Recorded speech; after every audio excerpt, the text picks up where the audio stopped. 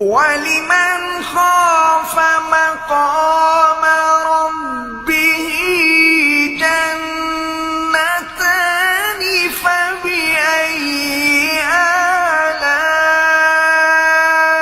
آلاء ربكما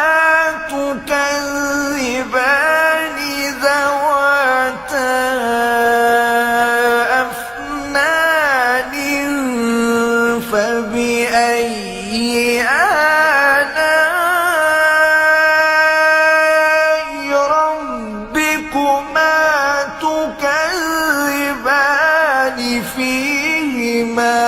عينان تجريان فبأي